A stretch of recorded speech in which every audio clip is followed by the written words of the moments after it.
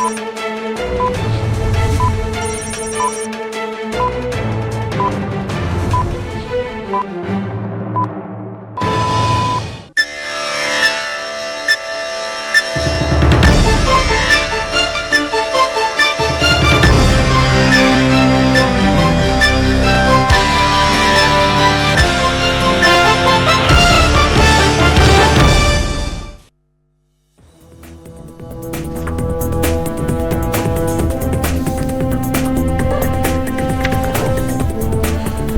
আলাইকুম প্রিয় দর্শক, আমি হাসিব মারজান আপনাদের সবাইকে আমন্ত্রণ জানাচ্ছি চ্যানেল আই সংবাদে। আর বিস্তারিত সংবাদের শুরুতেই জানিয়ে দিচ্ছি ফ্রেশ আটা, ময়দা, সুজি সংবাদ শিরোনামগুলো। সুন্দরবনের আগুন 22 ঘন্টায়ও নিয়ন্ত্রণে আসেনি। 3 কিলোমিটারের মধ্যে পানির উৎস না থাকায় সময় লাগছে বলছে ফায়ার সার্ভিস।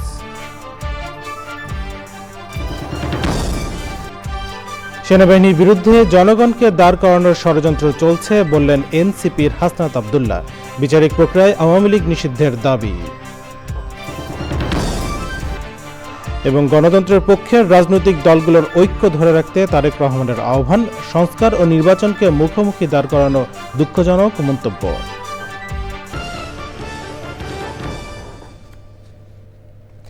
সংবাদ শিরোনাম জানাচ্ছিলাম। এখনকার সংবাদের জন্য একই সঙ্গে চ্যানেলের ইউটিউব চ্যানেলে এবং চ্যানেলের ওটিটি প্ল্যাটফর্ম স্ক্রিনে লাইভ স্ট্রিম হচ্ছে। চলেছে বিস্তারিত সংবাদে।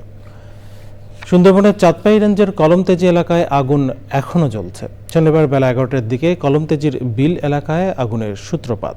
ফায়ার সার্ভিস ও বন বিভাগের কর্মী ও স্থানীয়দের চেষ্টার পরও আগুন নিয়ন্ত্রণে আসেনি। পরিবেশ মন্ত্রণালয় জানিয়েছে, দুপুরে টহলরত বন কর্মীরা আগুন দেখতে পান। অগ্নিকাণ্ডের এলাকা নদী বা খাল থেকে প্রায় 3 কিলোমিটার দূরে হওয়ায় সরাসরি পানি সরবরাহ করা কঠিন। বন বিভাগের নিজস্ব ফায়ার ইঞ্জিনের মাধ্যমে 1 কিলোমিটার পর্যন্ত এবং ফায়ার সার্ভিসের সহায়তায় 3 কিলোমিটার দূরে অগ্নিকাণ্ড স্থলে পানি পৌঁছানো হয়েছে।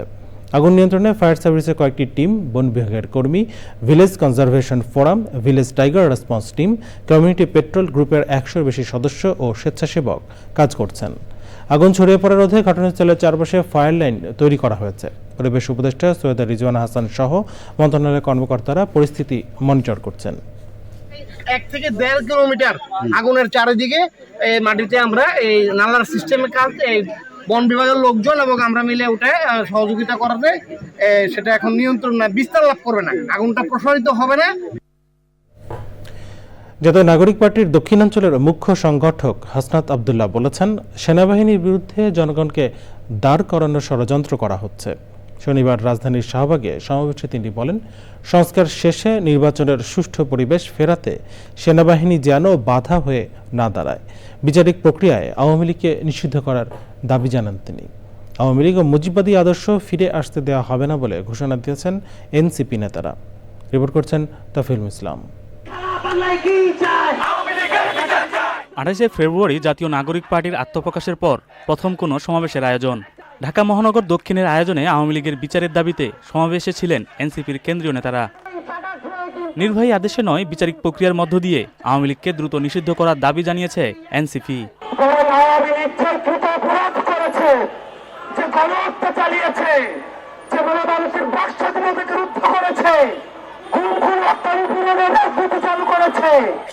আপনারা যদি সকলের বিচার নিশ্চিত করতে পারেন তাহলে আগামী 300 বছরও আওয়ামী লীগের বাংলার জমিনে ফিরবে না।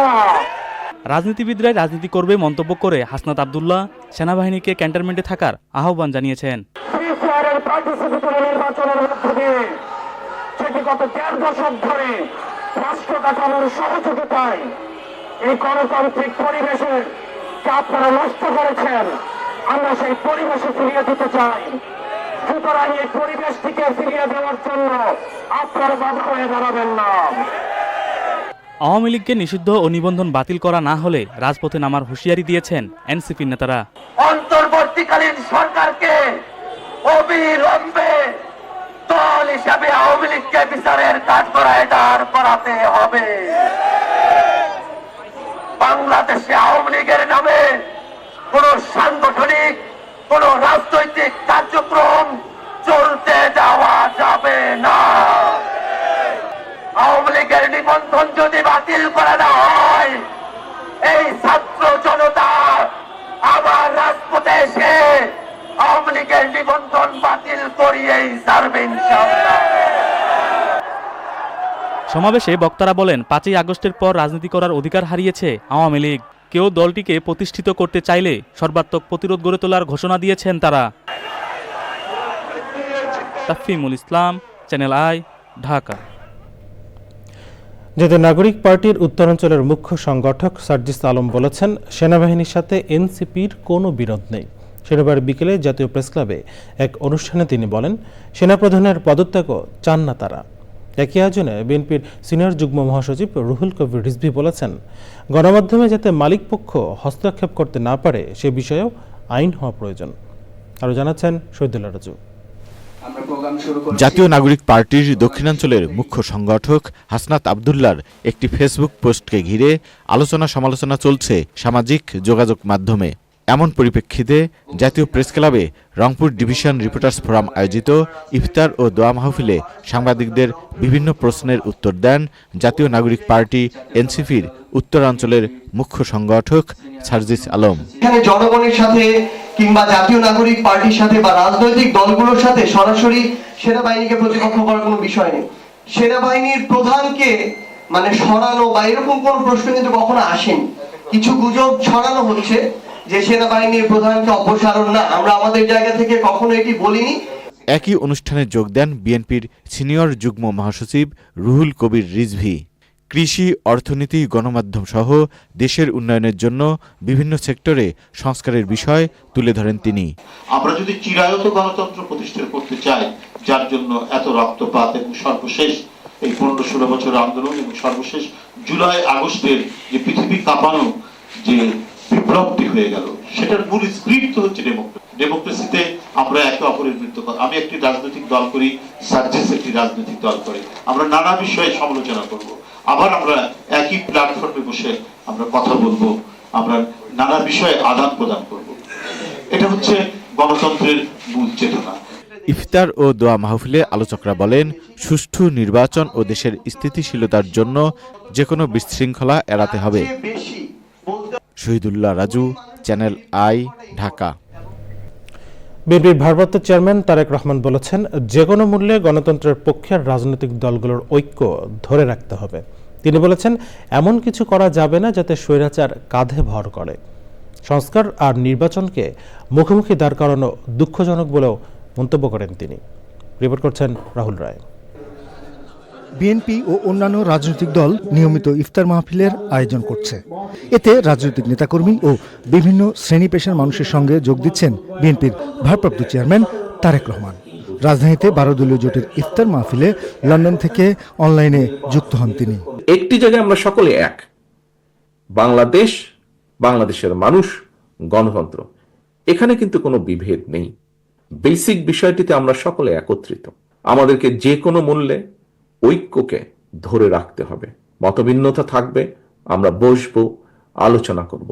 এমন কিছু আমরা বলবো না, এমন কিছু করা থেকে আমরা বিরত থাকার চেষ্টা করব, যাতে করে কোনোভাবেই স্বৈরাচার বা তার প্রেতাত্মারা আবার এদেশের মানুষের কাঁধে চেপে বসতে পারে। বিএনপির ভারপ্রাপ্ত চেয়ারম্যান বলেছেন, সংস্কার আর নির্বাচনকে মুখোমুখি দাঁড় করানো ঠিক নয়। সংস্কার শেষ হয় না, সংস্কার চলমান প্রক্রিয়া। আমরা একটি জায়গায় আসব, একটি জিনিসের ভালো কিছু করব, ভালো পরিবর্তন করব, পরবর্তীতে আরো বেটার কিছু করার চেষ্টা করব। আমাদের শিক্ষা ব্যবস্থায় যেই গাফিলতি আছে, যেই ত্রুটিগুলো আছে, সেগুলোকে আমরা সংস্কার করব, পরিবর্তন করব এবং দিনের সাথে আরো যখন সামনে এগিয়ে যাব, আরো ভালো ব্যবস্থা করব, শিক্ষা ব্যবস্থাকে আরো উন্নত করব। দেশের মানুষের জন্য চিকিৎসা ব্যবস্থা যেটি, সেই চিকিৎসা ব্যবস্থাকে আমরা ভালো করব। পরিবর্তিত পরিস্থিতি সময়ের সাথে যখন আরো এগিয়ে যাবে, সেটিকে আমরা আরো ভালো করার চেষ্টা করব।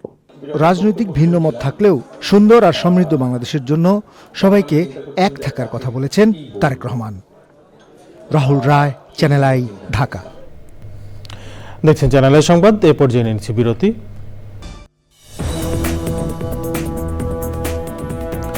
ফিরে এলাম বিরতির পর। স্বাগত আর একবার চ্যানেল আই সংবাদে। জানাবো নিটল টাটা কৃষি সংবাদ।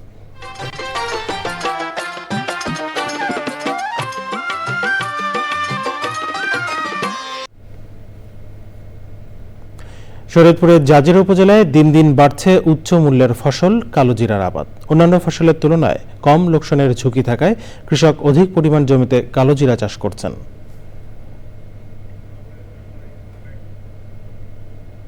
এখন দেখবেন প্রকৃতি সংবাদ।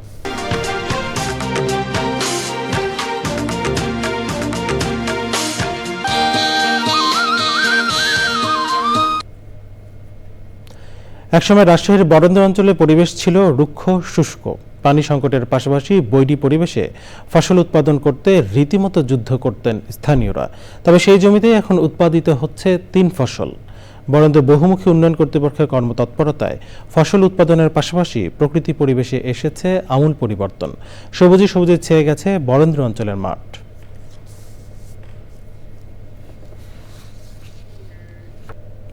সংবাদ শেষ করবো, তবে যাওয়ার আগে ফ্রেশ আটা ময়দা সুজি সংবাদ শিরোনামগুলো জানিয়ে দিচ্ছি আরো একবার। সুন্দরবনের আগুন 22 ঘন্টায় নিয়ন্ত্রণে আসেনি। 3 কিলোমিটারের মধ্যে পানির উৎস না থাকায় সময় লাগছে বলছে ফায়ার সার্ভিস।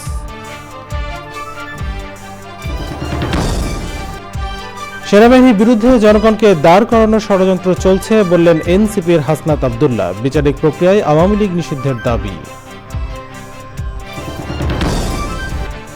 এবং গণতন্ত্রের পক্ষের রাজনৈতিক দলগুলোর ঐক্য ধরে রাখতে তারেক রহমানের আহ্বান। সংস্কার ও নির্বাচনকে মুখোমুখি দাঁড় করানো দুঃখজনক মন্তব্য।